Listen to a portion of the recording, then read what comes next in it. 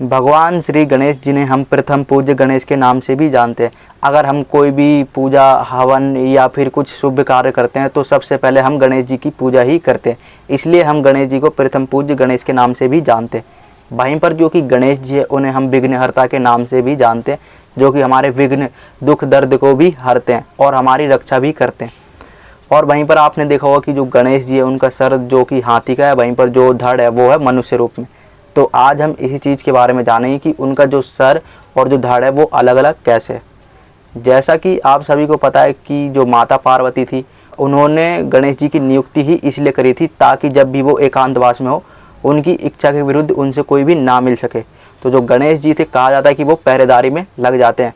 अब जो भगवान शिव शंकर थे वो माता पार्वती से मिलने के लिए जाते हैं, तो जो गणेश जी थे वो उन्हें मना कर देते हैं कि तुम अंदर नहीं जा सकते हो। लेकिन जो भगवान शिव शंकर थे उन्हें बहुत समझाते हैं कि मुझे अंदर जाने दो, मैं भगवान शिव शंकर हूँ और मैं जो पार्वती है उनका पति भी हूँ। तो जो गणेश जी थे वो उन्हें अंदर नहीं जाने देते हैं। लेकिन जो भगवान शिव शंकर थे वो उन पर क्रोधित तो होते हैं, लेकिन बालक समझ के उस टाइम पे उन्हें कुछ नहीं कहते हैं। उनके गण और जो कि देवता गण होते हैं वो भी उन्हें बहुत समझाते हैं कि अंदर जाने दो, ये जगत पिता महादेव हैं। लेकिन जो श्री गणेश थे वो अपनी माता की आज्ञा नहीं टाल सकते थे, इसलिए उन्होंने उनको अंदर नहीं जाने दिया। कहा जाता है कि एक समय में जो भगवान शिव शंकर थे उन्हें गणेश जी पर इतना ज़्यादा क्रोध आ जाता है और उन्हें वो फिर से समझाते हैं, लेकिन जो गणेश जी थे वो उन्हें अंदर नहीं जाने देते।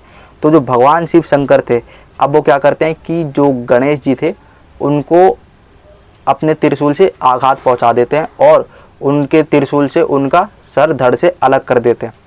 तो जो गणेश जी थे अब उनका सिर जो कि उनके धड़ से अलग हो चुका था भगवान शिव शंकर के त्रिशूल के प्रहार से। तो जब माता पार्वती को इस चीज़ का पता चलता है कि जो गणेश है उसका सर अलग हो चुका है, उसके धड़ से उसकी मृत्यु हो चुकी है, तो जो माता पार्वती थी कहा जाता है कि वो बहुत ज़्यादा क्रोधित हो जाती है भगवान शिव शंकर से कि उन्होंने कैसे एक बालक पर त्रिशूल चला दिया। माता पार्वती अपने पुत्र की ऐसी हालत देख के बहुत ज़्यादा क्रोधित हो जाती है और अपना इतना विकराल रूप धारण करती है कि वो विनाश करने पे आतुर हो जाते हैं।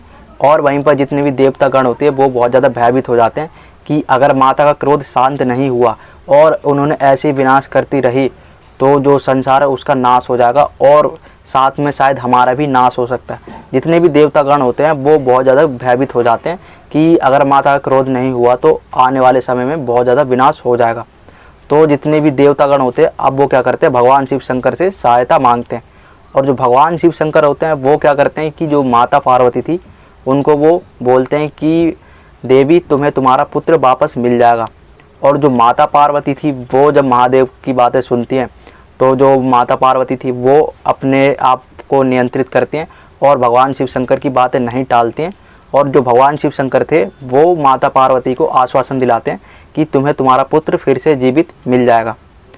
तो जो माता पार्वती जब शांत हो जाती हैं तो जो भगवान शिव शंकर थे वो देवतागण और अपने गणों को कहते हैं कि जाओ और उनसे कहते हैं कि जो जीव उत्तर दिशा की ओर सर करके लेटा हुआ हो और उसकी माँ उसकी तरफ पीठ करके लेटी हुई हो उसी का तुम सर लेके आना। और उनसे ये भी कहते हैं कि इसको जल्द से जल्द लेके आना, समय बर्बाद मत करना। तो जो गण होते हैं वो निकल जाते हैं सर के लिए। तो ढूंढते ढूंढते जब उनका वक्त बीतने लग जाता है और उन्हें जब ऐसा कोई भी जीव नहीं मिलता है तो अंत में जाके उन्हें एक हाथी का बच्चा मिलता है जो कि उत्तर दिशा की ओर सर करके लेटा हुआ था और उसकी माँ उसकी तरफ पीठ करके लेटी हुई थी।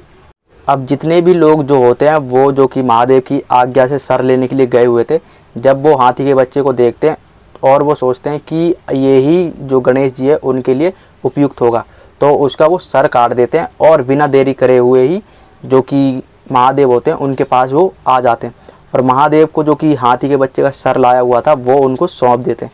और जो कि महादेव थे अब वो क्या करते हैं कि जो गणेश जी थे उनके धड़ से उस सर को वो जोड़ देते हैं और यहाँ से जो कि गणेश जी थे उनका जो सर और धड़ था वो अलग अलग हो जाता है। और जो कि महादेव थे उन्होंने हाथी के बच्चे का सर जोड़ा, इसलिए ही उन्हें गजानन के नाम से भी हम जानते हैं। और जो कि भोलेनाथ थे उन्होंने इस तरीके से जो गणेश जी थे उनको पुनर्जीवित करा। नहीं तो जो माता थी वो तो इतना विकराल रूप बना चुकी थी कि उन्होंने ठान लिया था कि अब कोई जीवित नहीं बचेगा और वो संसार का नाश कर देती। तो भगवान शिव शंकर ने उन्हें आश्वासन दिलाया और जो कि गणेश जी है उनको जो कि हाथी का बच्चा है उसका सर लगा के उन्हें फिर से जीवित भी करा। और उन्हें फिर जो कि देवता थे उन्होंने वरदान भी दिया और जो कि गणेश जी थे उन्हें एक वरदान ये भी मिला कि सबसे पहले उन्हीं की पूजा की जाएगी, और इसलिए हम जो कि गणेश जी है उनकी सबसे पहले पूजा करते हैं। कोई भी फंक्शन हो, कोई भी त्यौहार हम जब भी मनाते हैं या पूजा पाठ हवन कुछ भी करते हैं तो सबसे पहले हम गणेश जी की आरती और उनकी वंदना ही करते हैं। और जो कि गणेश जी है उन्हें प्रथम पूज्य के नाम से भी हम इसलिए ही जानते हैं। और जो गणेश जी है वो सुख करता और दुख हरता के नाम से भी जाने जाते हैं। गणेश जी को महादेव ने आघात पहुंचाया और उनका सिर अलग कर दिया, लेकिन जब माता पार्वती रुष्ट हो गई उनसे और जो कि संसार का जब वो नाश करने लगी, तो जो भगवान शिव शंकर थे उनके आश्वासन पे वो शांत हुई और उन्होंने फिर गणेश जी पर जो कि हाथी के बच्चे का सर था वो जोड़ा। और अब अगर हम बात करें हाथी के बच्चे की कि उन्होंने निर्दोष जीव को मारा, तो देखो यहाँ पे अगर हम बात करें तो निर्दोष जीव को नहीं मारा, क्योंकि भगवान शिव ने एक ऐसे जीव का सर मंगाया था ताकि जो माता है उसकी तरफ पीठ करके सोई हो।